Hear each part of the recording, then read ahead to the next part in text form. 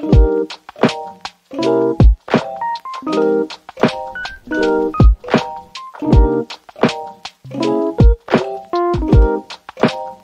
welcome back to my channel. It's me, Carly Abigail, and for today's vlog, this is our day 2 in Boracay. And ngayon, tayo ay magla-land tour. First stop natin ay Tambisaan Beach. Papakita ko sa inyo kung ano ba yung itsura ng ating first destination.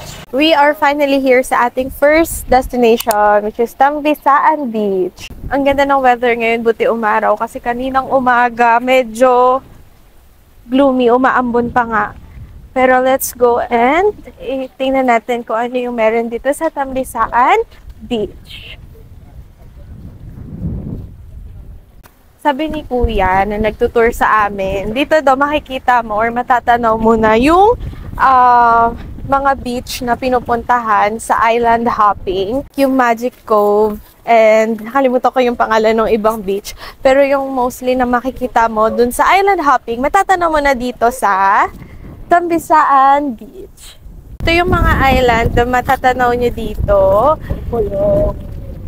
Crocodile Island, Crocodile Island, Crystal Cove, Cove, and then another one is Magic Islands. Magic Island. Yung may cliff diving po. Yung may cliff diving. Dito daw natin siya makikita. Matatanaw nyo na siya dito. Tapos pag island hopping po dito po yun mapupuntahan.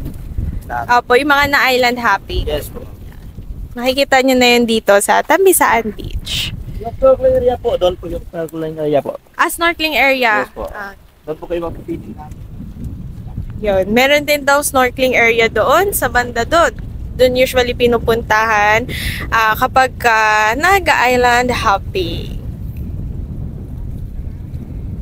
Mga sis, kapag magla-land tour kayo, always remember to wear your sunblock kasi mabibilad talaga kayo sa araw. Kasi mostly beach yung mga pupuntahan nyo, open spaces. So, sunblock kayo and dala kayo ng cup and sunglasses. Ang ganda ng picture spot na to kasi may mataas siya. Tapos kitang-kita yung view ng Tambisaan Beach.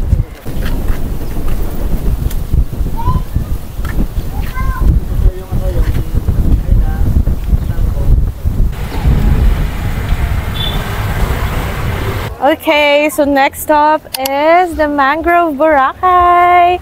Na tayo sa Mangrove. Hi! Nararamang ko ito mga kasama ko sa vlog. Talaga walang ambag. Talaga naman, hirap na ako dito magsalita. Kasi hay na nga lang, ayaw nyo pa. Hindi naman eh.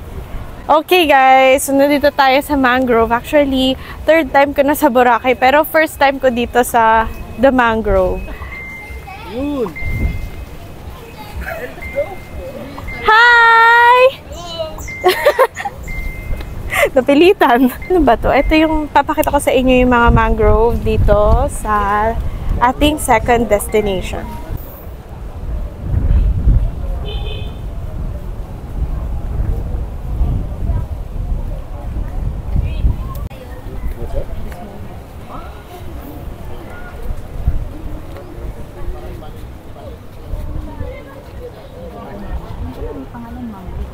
Guys, so hindi na kami magtatagal dito sa Mangrove kasi nahulog na yung aking pop. Hindi na kami magtatagal dito sa Mangrove kasi ang daming tao nanghaba din ng pila nung picture na spot nila doon. And diretso na tayo sa Bulabog Beach kasi mas marami tayong pwedeng i-explore doon. Okay, so we're finally here sa ating third destination, which is Bulabog Beach. Lagi ko itong nakikita. First time ko dito sa Bulabog Beach kasi yung last day namin sa Boracay. Sa mismong Boracay Island lang talaga kami nag-stay. Ngayon lang talaga namin ito na-try ang land tour. Ang daming naggaganto dito. Hindi ko alam yung tawag dyan. Pero ang dami. Sa anong tawag dyan? Anong tawag sa ganito? Kiteboarding. Kiteboarding? Alam mo, kiteboarding. Hindi ko namin sure yung tawag. Pero ayan, meron silang parang pang surfing. Tapos hinahatak sila nung... Hindi ko alam. Ayun, tama. Kiteboarding. Sorry, tama. Ayan, kiteboarding daw ang tawag. Hindi ko alam kung magkano yan, pero sikat siya dito sa Boracay.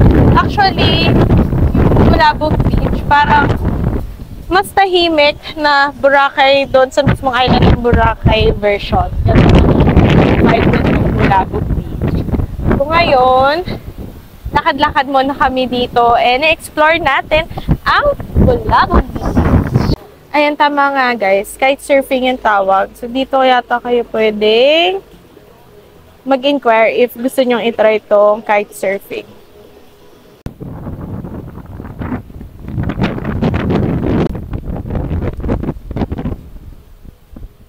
Hindi ka na kaya. Sobrang init. Napasuot na ako ng cup. Ang init na talaga. Pero okay na rin, taisin na natin tong init. Minsan lang tayo dito.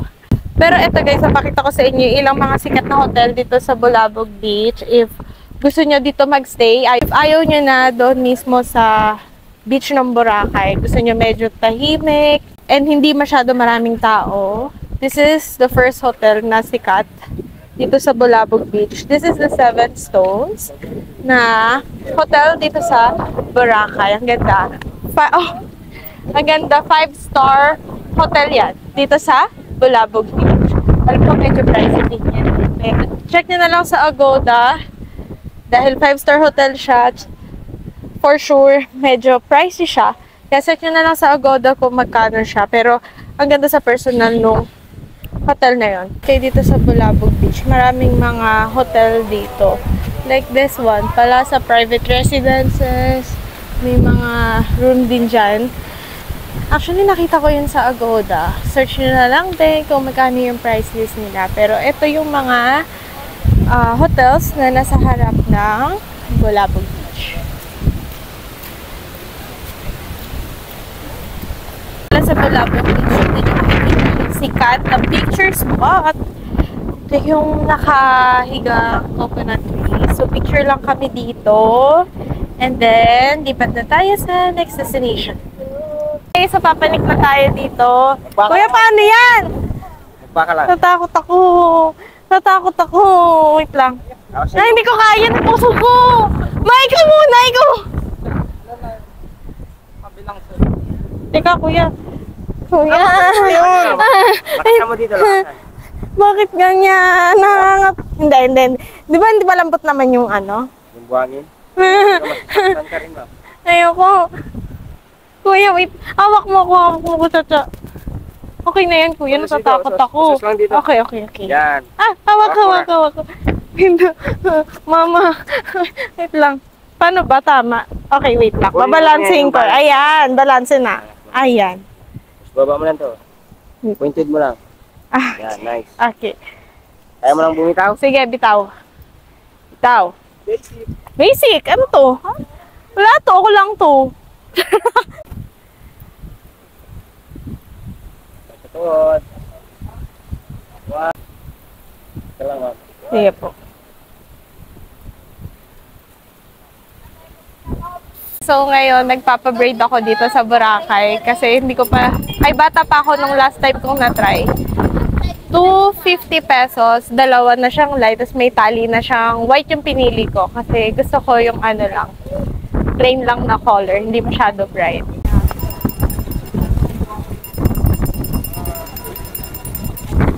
Wow.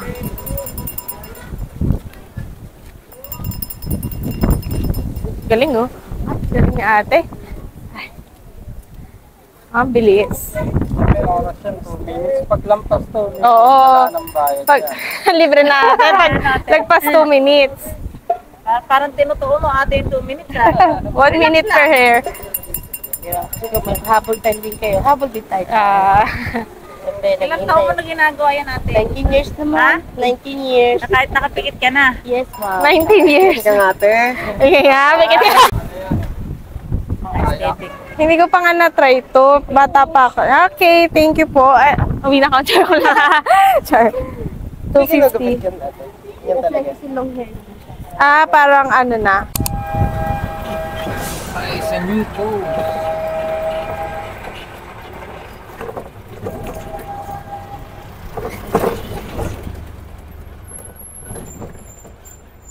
Pinalda sa keyhole. Bawal na pumunta dun sa dulo eh. Bungad lang. 10 10.3. Gusto niyo magka-unit, magkano? 7.3. Kaya kung gusto nyo magka-unit dito guys sa Boracay New Coast, 10.3 million ihanda nyo. Next destination is yung Keyhole. Nandito tayo sa Boracay New Coast and papunta tayo ngayon sa Keyhole. Hindi na pwede pumasok dito yung mga e-trike. So, si Kuya babalik na siya and then kontakin na lang namin para sunduin niya ulit kami. Pero look at the view. Ibang klase talaga. Ito yung gustong babalik. Ito talagang babalik-balikan sa Boracay. Yung ganito kagandang view. Ibang klase talaga yung kanyang sand. Sobrang ganda. Pinong-pino, white sand. Ibang klase talaga yung tubig ng Boracay. Kaya, ngayon, we're finally here sa Keyhole. Ito na siya. Kaso bawal na pumasok. Guys, yung Keyhole, pipila nga lang tayo and bawal na pumasok doon sa mismong hole. Dati pwede pero ngayon bawal na. Dati pwede pero ngayon bawal na. So dito na lang tayo hanggang sa may tali. Diyan lang tayo pwede magpa-picture and then pipila kayo para makapag-picture tayo. FYI lang guys, kung bakit pala nila hinarangan tong Keyhole, sabi ni Kuya, kasi may mga parang biak ng bato doon. So, for safety na rin ng mga tourists, kaya nilagyan nila ng tali. So, may limit na lang. Yung pwede nyo lapitan doon sa mismong Keyhole. Hindi.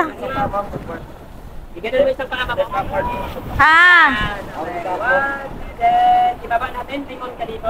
Ibaba mo kamay, tawa ka dyan. Taiwan, ayan, may ilang shot na yan. Okay, thank you. Yung babae dito 30 sa mga ITAS po. Binigyan po sila ng babae talaga. Yan. So, sabi ni Kuya, pabahay daw to sa mga ITAS ni former President Duterte. Yun yung mga bahay nila. Kasi dati po pagkalagala lang sila dito sa isla ng Boracay, wala silang tahanan. So, nung...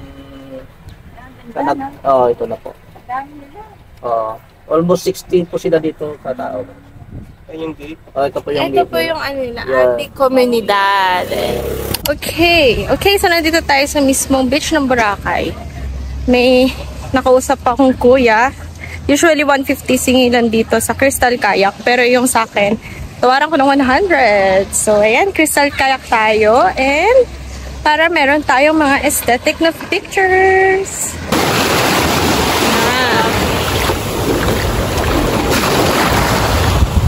Try natin yung Jonas Fruit Shake ng Boracay. So, bago tayo umalis, mag-Jonas muna tayo kasi sikat to dito. So, ito 200 pesos. Ayan siya. Sa station. New branch to sa Station 3. Sa loob. Malapit siya sa Bamboo Resort, tsaka dun sa Andox. Yan. Itong binili ko, yung banana mocha peanut, one of their best sellers. And then yung straw niya yung kinakain pa din. Sarap. So bakit gusto mo yung kinakain na straw? Bakit ko? Bakit gusto mo yung kinakain na straw? Para simot na simot mo yung 200 pesos. Bakit? Kasi di ba tayo kumakain? Di ba kami kumakain? So, ayun guys. Jonas tayo bago umuwi. So, finally guys, nandito na ulit tayo sa ating hotel room. Kakatapos lang ng aming land tour. And, gaya nga nakita nyo kanina, nagpa-print kami ng picture, DSLR, and then, nasa sa inyo naman kung kukunin nyo yung mga pictures nyo sa kanya. Ito pala, nag-avail kami kasi sayang naman, ang ganda ng mga shots ni Kuya. Ito yung sa akin, ito yung sa family picture naman namin. Tingnan nyo guys, ang ganda. And maganda naman yun yung quality nung kanilang pang-print. Pwede nyo siyang ipa-frame. And then, ito yung sa aking parents and another family picture. Punta kami sa isang kubo after nung picture. Tapos, pinakita nila yung mga shots namin. And then, ang offer nila is, kung magpapaprint kayo ng 10 pictures, ang per picture is 150 pesos. So, per print, 150 pesos times 10, that is 1,500 pesos. Ginawa ko guys, ang technique na ginawa ko, nakipagtawaran tayo syempre. Ang gusto ko lang sana mangyari, kunin ko lang yung soft copy, bayaran ko yung soft copy, pero hindi daw pwede. Kailangan talagang may ipaprint na picture kasi centralize yung bayadan nila doon. Kaya ang ginawa ko na lang is nakipagtawaran ako hanggang si ate pumayag siya ng 5 na hard copy. Magpapaprint kami ng 5 na hard copy. Sisend niya lahat ng soft copy doon sa aming phone. So, biruin nyo yun guys. Nakatawad tayo ng kalahati para makuha yung mga soft copy. Kasi ako guys, mahilig ako makipagtawaran.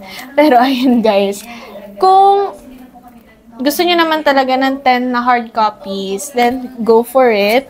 Huwag na kayo makipagtawaran. Pero, kasi for me, so kanya-kanya naman tayo ng opinion. Kasi guys, mas prefer ko yung mga soft copy instead yung mga hard copy. Hindi naman kasi ako mahilig mag-store ng mga hard copy na pictures.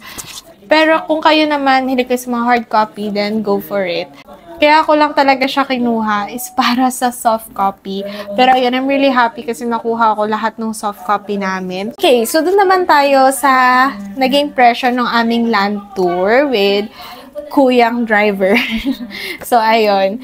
Ang presyong offer niya is 500 pesos per hour nung land tour. Actually, lahat na napuntahan namin sa loob ng 3 hours. So, a total of 1,500 pesos. I suggest kung gusto nyong private tour, may sarili kayong tour guide, may magpipicture sa inyong family or friends, try kayo, kuha kayo ng isang aarkilahin nyong e-trike. So, ang sabi naman ni Kuya sa LGU, yun talaga yung fixed price, 500 pesos per hour. So, ingat na lang din kasi baka may mag-offer sa inyong overprice.